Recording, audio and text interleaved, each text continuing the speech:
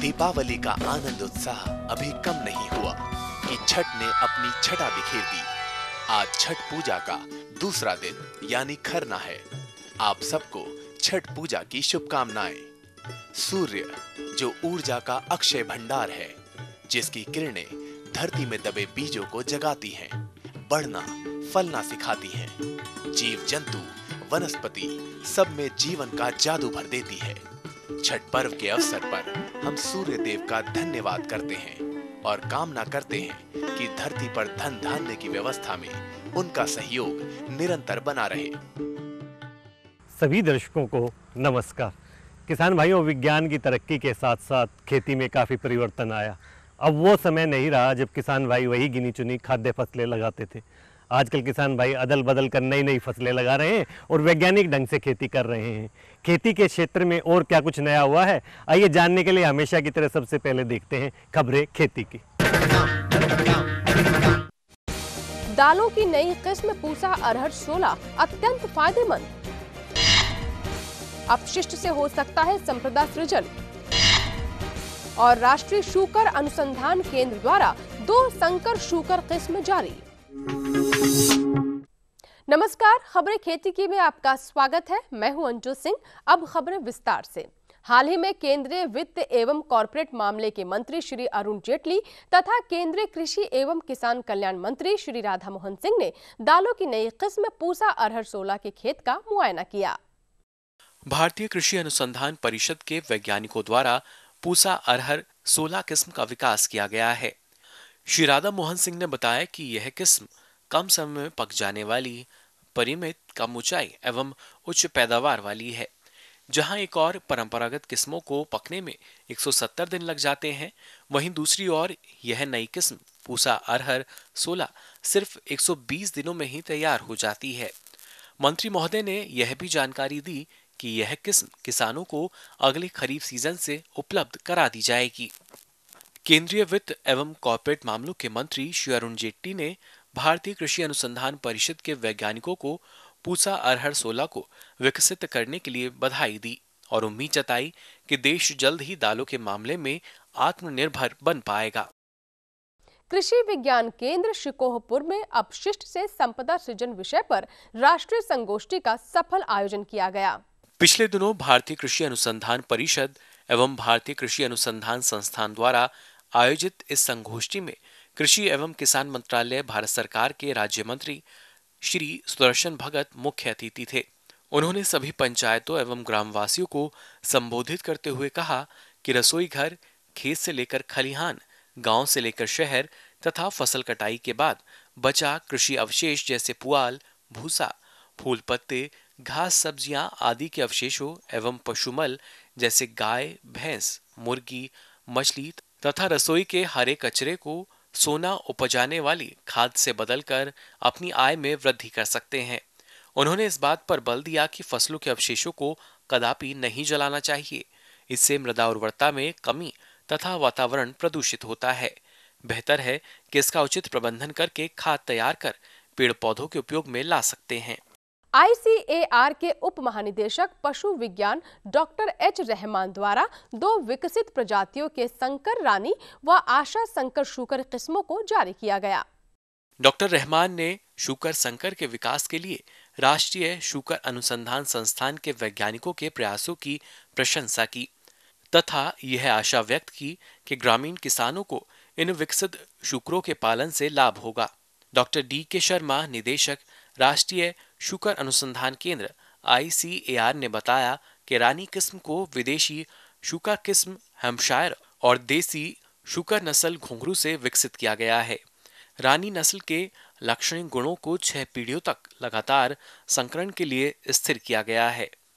इस नस्ल के शूकर 8 महीने की उम्र में 75 किलोग्राम भार तथा 1.98 सेंटीमीटर की चमड़े की मोटाई वाले हो जाते हैं।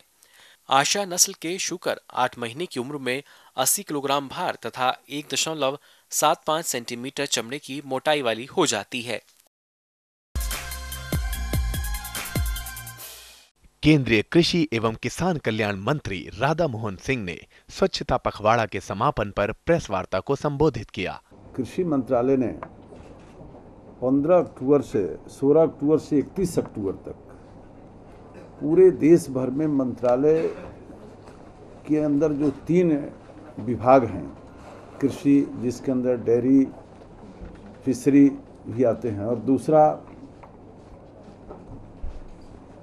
जो ICR का एजुकेशन एक्सटेंशन है, तो इन सब ने मिलकर न सिर्फ संस्थान के अंदर बल्कि संस्थान से बाहर जाकर इस 15 दिन के अंदर स्वच्छता मिशन के अभियान को आगे बढ़ाया है।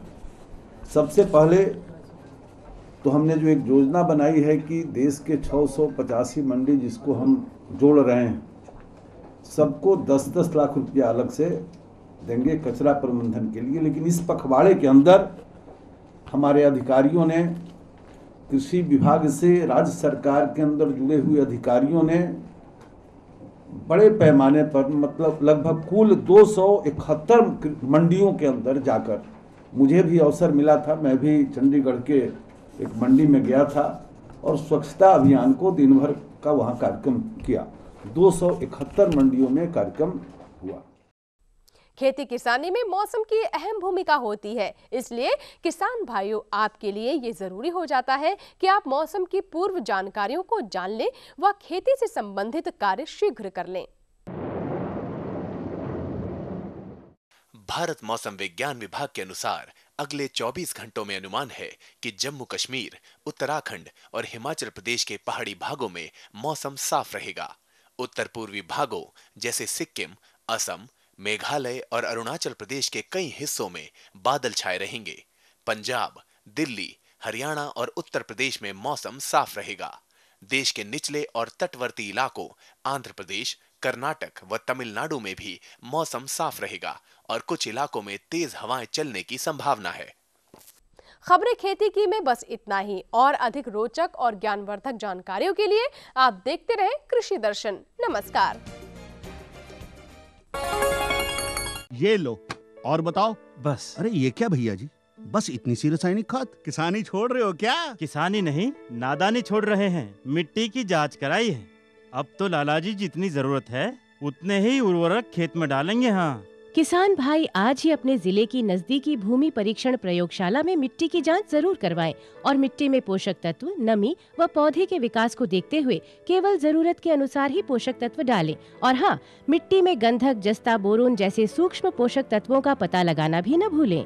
उर्वरक और जैविक खाद के सही उपयोग से भूमि का उपजाऊपन बनाए रखें, उत्पादकता बढ़ाएं, खर्चा घटाएं और बहुमूल्य विदेशी मुद्रा बचाने में भी सहयोग दें। और हाँ, धीमी गति से नाइट्रोजन उपलब्ध कराने वाले उर्वरकों जैसे नीम लेपित यूरिया को प्राथमिकता दें और यूरिया का पत्तों पर छिड़काव करें। अरे वाह, तू तो सचमुच समझदार हो गया रे। अधिक जानकारी के लिए संपर्क करें जिला कृषि अधिकारी या किसान कॉल सेंटर।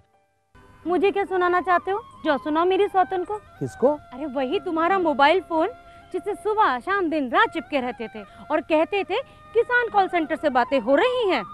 अच्छा, ये बात है। हाँ, क्यों? क्या हुआ? अब बात नहीं होती क्या? अब तो झट से बात हो जाती है। ऐसा क्या? हाँ, अब तो ज्यादा लाइनें और खास तकनीक के कारण खेती के माहिरों से तुरंत बात हो जाती है। और अगर कभी लाइन व्यस्त हो तो अपनी समस्या फोन पर रिकॉर्ड करा दो, वहाँ से फोन आ जाता है और समस्या की हल का मैसेज भी आ जाता है। ये देखो, आ गया। अरे वाह, इसका मतलब इंतजार की घड़ी अब खत्म। हाँ, तभी मैं सोचूं कि आजकल मुझ पर इतना प्यार क्यों आ रहा है। कृषि संबंधी समस्याओं का अपनी भाषा में तुरंत हल पाने के लिए पूरे भारत में किसी भी फोन से हेल्पलाइन नंबर पर संपर्क करें। किसानों का दोस्त किसान कॉल सेंटर। कोई भी कार्यक्रम शुरू करने से पहले हम उम्मीद करते हैं कि हम आपको दे सके खेती संबंधी और पशुपालन संबंधी नई नई जानकारी, और बावजूद इसके भी आपकी जो समस्या रह जाती है तो हर शुक्रवार को हम देते हैं आपकी चिट्ठियों के जवाब। कार्यक्रम आपकी चिट्ठी आपके ईमेल में। आज आपकी चिट्ठियों के जवाब देने के लिए हमारे साथ हैं डॉक्टर राजेंद्र सिंह। डॉक्टर साहब, कार्यक्रम में आपका स्वागत है। डॉक्टर साहब, चिट्ठियों का सिलसिला शुरू करते हैं और आज जो अधिकतर चिट्ठियां हमें मिली हैं वो पशुपालन और डेयरी से संबंधित मिली है। डॉक्टर साहब, ये पहली चिट्ठी आई है विनोद कुमार की, गांव शहजादपुर, हरियाणा से। ये लिखते हैं कि मैंने डेयरी खोल रखी है लेकिन जो भैंस के बच्चे हैं उनका वजन कम बढ़ रहा है और साथ ही वो कमज़ोर हैं। ऐसा क्यों है और इसका उपाय बताइए जिससे कि उनकी पूरी बढ़वार हो। देखो, बच्चे का जो वजन है वो मैं कहूँगा कि जब पशु जो है गर्भ धारण करता है, मादा पशु खास तौर से दुधारू जो पशु है वो गर्भ धारण करते ही उसके ऊपर जो है ना 3 तरह की जो है दबाव होते हैं। खुराक की विशेष ज़रूरत पड़ती है और साथ में देखभाल की ज़रूरत जो है खुराक की 3 प्रकार से ऐसे पड़ती है कि पहले तो दूध उत्पादन के लिए उसको चाहिए, दूसरा जो बच्चा गर्भ धारण किया है उसको अलग से खुराक चाहिएगी, और अपने शरीर के लिए भी जो है पशु को खुराक चाहिए ताकि जो है ना उसका स्वास्थ्य ठीक बना रहे। तो 6 महीने का जब बच्चा जो होता है पेट में, जब जो है ज़्यादा बढ़वार होती है उस वक्त मैं कहूँगा कि मादा जो पशु है आपका, माँ है जो बच्चे की, उसको अतिरिक्त खुराक देनी बहुत ज़रूरी है। उस टाइम पर उसका मैं कहूँगा कि आधा किलो जो है बाखर विशेष तौर से जो है बढ़ा देना चाहिए, जो संतुलित आहार है। उसके बाद धीरे धीरे जो है ना 2 महीने पहले जो माँ है दूध देने वाली, उसका दूध उत्पादन जो है कम कर दें, क्योंकि खुराक कम करें और धीरे धीरे उसको दूध से सुखा के एक दिन दूध निकालें, एक टाइम निकालें, यानी कि 10-12 दिन में जो है ये प्रक्रिया पूरी हो जाएगी और पशु का दूध जो है बढ़ना शरीर के अंदर कम हो जाएगा और वो सूख जाएगा। फिर उसकी जो है कहूँगा कि खुराक बढ़ा दें और 15 दिन ब्याने से पहले मैं कहूँगा कि मादा पशु है जो माँ है उसको रेशेदार चारे दें ताकि ब्याने के समय कोई कठिनाई ना हो। साथ में खनिज मिश्रण दें, और खनिज मिश्रण तो मैं कहूँगा निरंतर सारे साल जो है पशु को देंगे। उसके स्वास्थ्य के आधार पे 50-60 ग्राम जो है खनिज मिश्रण देना ज़रूरी है। और ब्याने के बाद मैं कहूँगा कि आधे घंटे से 1 घंटे के अंदर अंदर जो बच्चा पैदा हुआ है उसको जो है खीस पिलाना ज़रूरी है। खीस 1/10वां हिस्सा, यानी कि जो वज़न है बच्चे का जब पैदा होता है कटड़ी का, तकरीबन उसका 25 किलोग्राम के आसपास वज़न होता है, तो 2.5 किलोग्राम खीस उसको 2 वक्त का जो है पिलाना ज़रूरी है बच्चे को, ताकि उसकी जो है बढ़वार ठीक चले। और 3-4 दिन का हो जाए तो उसको जो है ना मैं कहूँगा लस्सी और सरसों का तेल मिला के दें, ताकि उसका जो शरीर है इस तरह से रच जाए कि कोई चीज़ उसका हजमा जो है सेट हो जाए, वो ठीक हो जाएगा जो है। इसके बाद 7 दिन के जो बच्चे हैं उसके पेट में जून हो जाती है। जून के उपचार के लिए जो है दवाई देना ज़रूरी है। 3-4 बार जो है दवाई देना जब तक 3 महीने का बच्चा नहीं होता बहुत ज़रूरी है। हर बार बदल के जो है ब्रांड बदल के दवाई देनी है, और दवाई देने के बाद मैं कहूँगा कि सरसों का तेल ज़रूर दें 50-100 ग्राम, ताकि मरी हुई जून जो है बाहर आ जाए। और 15 दिन का जब बच्चा हो जाता है तो उसको नरम जो है घास, दूब इत्यादि डालें, ताकि उसका जबाड़ा जो है ना विकसित हो जाए और वो खाना पीना दूध जो है धीरे धीरे 3 महीने में छुड़ा दें। और अन्य खुराक है जैसे संतुलित आहार है, माँ के साथ जो है चलना, और जो नरम चारा है और हरा रेशेदार चारा है वो खिलाना पिलाना ज़रूरी है, ताकि रोज़ाना देख लें कि उसका 400 से 500 ग्राम वज़न बढ़ रहा है, तो वो आने वाले समय में बहुत बढ़िया भैंस और जो है ना मैं कहूँगा कि सांड जो है बनेंगे और अच्छा दूध उत्पादन देंगे।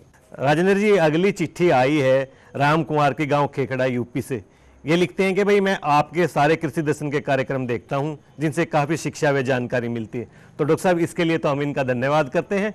और साथ ही आगे लिखते हैं, कृपया बताएं कि इस समय मौसम बदल रहा है तो पशुओं को मच्छर व मक्खी से बचाने के लिए क्या करें। देखो, सुबह शाम जो है मैं कहूँगा कि पशु को ध्यान से रखें। सुबह और शाम जो है ना मक्खी मच्छर ज़्यादा जो है ना तेज़ी में होते हैं, वो अपने रूप में होते हैं। तो सबसे पहले तो ये है कि जो आधुनिक पशुपालक हैं वो मच्छरदानी का जो है इस्तेमाल करते हैं। दूसरा, घरों में जो है ना हवा का आर पार करना ज़रूरी है, ताकि जो गंदगी है और जो हवा का बदलाव अंदर होगा तो मैं कहूँगा कि मच्छर मक्खी भी जो है धूप लगेगी घर के अंदर पशु घर के, तो मक्खी मच्छर लाजमी जो है ना बाहर निकल जाएंगे जो अंदर हैं। तो इस प्रकार से ताज़ा हवा पशु घर के अंदर ज़रूरी है। और बिछावन का और जो है सफाई पलट उल्ट करें, गोबर का जो है ना मूत का जो है निकास जो है बाहर करें, और मच्छरदानी का इस्तेमाल करें। और ज़्यादा है तो कई ब्रांड की जो है दवाइयाँ आती हैं पानी के साथ मिला के, जहाँ कोने हैं कोनों में ख़ास तौर से जो है उसका स्प्रे करें। और ध्यान रखें कि जो पशु उसमें बनते हैं वो चाटने ना पाएं। राजेंद्र जी, ये चिट्ठी आई है रामफल व प्रेमवती की, गांव माजरा हरियाणा से। ये लिखते हैं कि भाई हमने पशुपालन का काम कर रखा है और अपने पशुओं को सही खान पान देते हैं, साथ ही उनकी सही देख रेख करते हैं, लेकिन दूध नहीं बढ़ रहा, इसके लिए क्या करें? सबसे पहले जो सूखा पदार्थ है वो 2.5%, यानी कि जो तूड़ा आप खिला रहे हैं पशु का जो पेट भरने के लिए खास तौर से, तो 400 किलोग्राम वजन है तो उसको 10 किलोग्राम उसकी ज़रूरत है वो पूर्ति करें। और उसके बाद अगर आप हरा चारा दे रहे हैं तो हरा चारा 20-25 किलोग्राम दुधारू पशु को देना ज़रूरी है। अकेला सूखे से जो है उत्पादन नहीं ले सकते हम, तो उसके साथ जिसमें पोषक तत्व हैं, विटामिन्स हैं, वो हरे चारों के माध्यम से, पानी की मात्रा है, काफ़ी हद तक जो है पशु को मिलती हैं, जिससे पशु का दूध उत्पादन में बहुत ज़्यादा फायदा होता है। तीसरी बात है दाना मिश्रण की। जो है दाना मिश्रण हम जो है 1-2 चीज़ खिलाते हैं, तो उसकी बजाय मैं कहूँगा एक संतुलित आहार बनाएं। पूरा जो एक नमूना है इसके लिए मैं आपको बताना चाहूँगा कि आप 100 किलोग्राम अगर आपने बाखर बनाना है, संतुलित आहार बनाना है, तो उसके अंदर मोटे तौर पे 40 किलोग्राम अनाज लें, 3-4 प्रकार के अनाज, जैसे गेहूं है, बाजरा है, मक्का है, जौ है। अगर एक सर्दी बढ़ेगी थोड़ी धीरे धीरे तो उसमें बाजरे की मात्रा जो है ना थोड़ी सी बढ़ा लें और जौ की कम कर दें, क्योंकि गर्मी के मौसम में जौ फायदेमंद होता है पशु के शरीर के लिए, और सर्दी में जो है बाजरा बहुत लाभदायक होता है। इसके साथ आप 25 किलोग्राम इसमें चोकर मिलाएं, और इसके अंदर 1 किलोग्राम जो है ना साधारण नमक जो हम खाते हैं वो मिलाना ज़रूरी है, और 2 किलोग्राम इसमें खनिज मिश्रण जो बना बनाया आता है, प्राकृतिक की बजाय जो संसाधन थे उनसे मिलना कम हो गया हरे चारों के माध्यम से, इसलिए ये भी जो है पशुओं के चारा आहार के अंदर, जो संतुलित आहार के अंदर खास तौर से खनिज मिश्रण का मिलाना 2 किलोग्राम बहुत ज़रूरी है। और इसको जो है दूध के आधार पे, जो गायें हैं आपकी मान लिया 10 किलोग्राम दूध दे रही है तो 4 किलोग्राम ये बाखर मिला के उसको 24 घंटे के अंदर खिलाएं, और भैंस है उसको 5 से 5.5 किलोग्राम ये जो आहार है बनाने का हमने बताया आपको, ये खिलाना ज़रूरी है। और डॉक्टर साहब, चिट्ठी के साथ साथ हमें ईमेल भी मिला है, और ये ईमेल आया है गुजरात से दामोदर पटेल का। ये लिखते हैं कि मैं डेयरी खोलना चाहता हूँ, इसके लिए क्या करना होगा, किन किन बातों का ध्यान रखना होगा जिससे कि भरपूर उत्पादन मिले?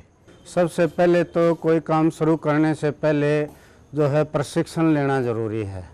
हर जिले स्तर पे जो है ना शिक्षण संस्थाएं हैं जो आपको पशुपालन के बारे में, आधुनिक पशुपालन के बारे में विशेष प्रशिक्षण देती हैं।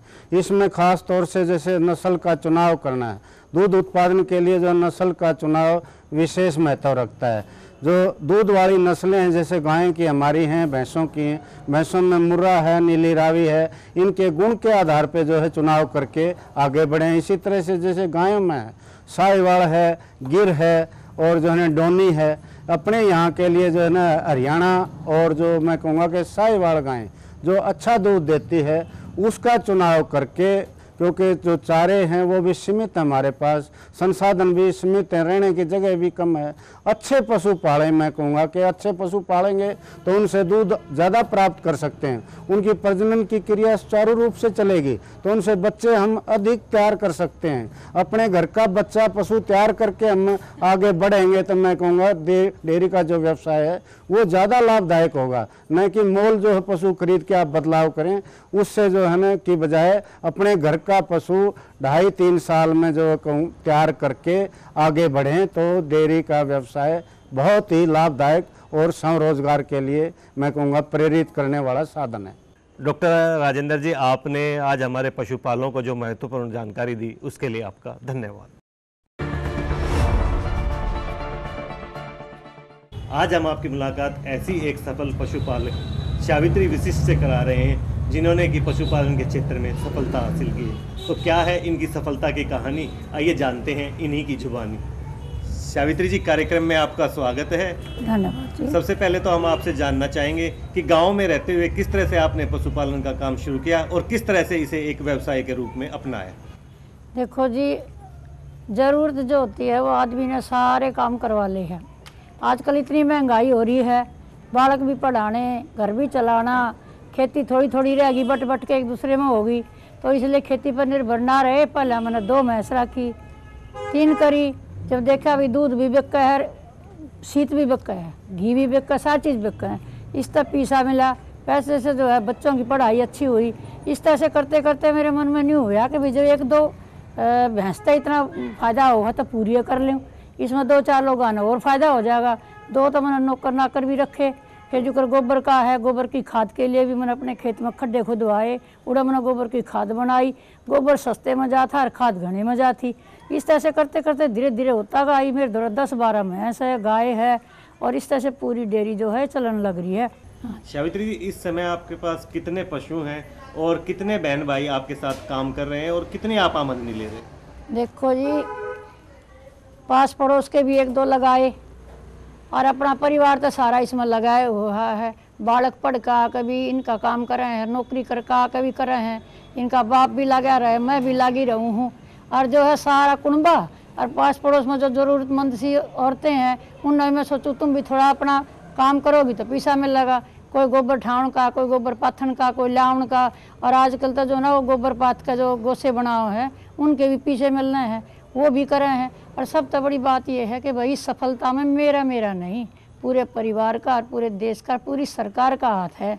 क्योंकि सरकार ना आजकल जो कर पहला हुआ करता, अभी बीमार पड़ा तो घर की दवाई बूटी कर ली, डांगर जो उगड़ता चला गया, इसके लिए जगह जगह अस्पताल खोल रखे हैं, पशुपालन की जगह भी बना रखी हैं, फिर एक्सपर्ट भी ला रखे हैं।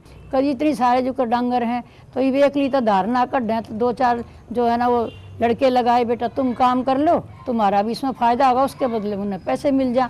तो इस तरह से जो है ये उद्योग धंधों को भी बढ़ावा मिलता है। इस कारण से 10-5 लड़के औरतें उनको काम मिला हुआ है और उनका भी गुजारा हो रहा है इससे। कि भी नौकरी तो रही ना, धरती रही ना खेती करने की, फिर भी जो हमारे बेटे हैं, भाई हैं, वे ऐसे घूम रहे हैं, उनके कारण जी मैं दुखी भी हो है। पर मैं उन्हें एक संदेशा दूँ हूँ कि भाई नौकरी के पीछे क्यों पड़ो हो, अपना पशुपालन कर लो, धंधा अपना भी, बालक घर के बालक दूध पिए जा और वो 2 पैसे का भी धंधा बन जाए और साथ में 4 लोग आना और मिल जाए। रही बात ये सब, जो भी कोई काम शुरू करो पहले ट्रेनिंग लेकर करो भी किसा, क्योंकि पहले तो नहीं ओबरा में बाहर साल में बांध लिया करते। ईब जो है ट्रेनिंग जो सेंटर है वहाँ पर सारी बातें बताते हैं कि भी किस तरह की तो रहने की जगह बनाओ, उनके कैसे बैठने के लिए नरम ज़मीन होनी चाहिए, किस तरह का खाना होना चाहिए, बीमारी से कैसे बचाव होना चाहिए, कैसा पानी होना चाहिए, इस प्रकार की जो है सैकड़ों बातें वहाँ बताते हैं। तो हमारे दिमाग में एक वो रूपरेखा बन जाती है, एक रूपरेखा बन जाती है कि हमें किस जगह पर किस तरह से डेयरी फार्म खोलना चाहिए और उससे जो है जो हमारा उत्पादन है वो और बढ़ेगा। अब जैसे 10 पैसे है तो 20 पर पहुंच सकता है।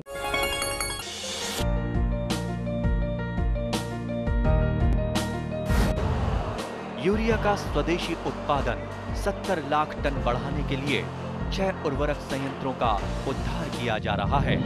FCIL के गोरखपुर, सिंदरी, तलचर और रामागुंडम संयंत्र, HFCL की बरौनी इकाई और BVFCL की नामरू 4th।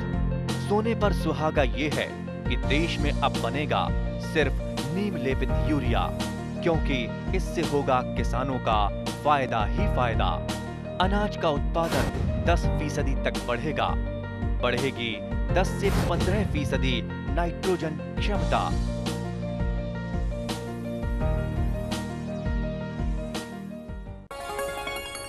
आपको हमारा कार्यक्रम कृषि दर्शन कैसा लगा?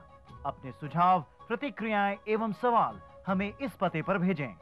कृषि दर्शन, कमरा नंबर 10, CPC दूरदर्शन, खेलगांव, नई दिल्ली 110049। ये तो थी हमारी तरफ से जानकारी, और अब खत लिखने की है आपकी है बारी। तो उठाएं कागज और कलम और लिख डालें आपकी जो भी समस्या, शिकायत या सुझाव हो। और अब आपसे लेते हैं विदा इस वादे के साथ कि अगले कार्यक्रम में ढेरों जानकारियों के साथ आपसे फिर मुलाकात होगी। तब तक स्वीकार कीजिए पूरी कृषि दर्शन टीम की तरफ से नमस्कार।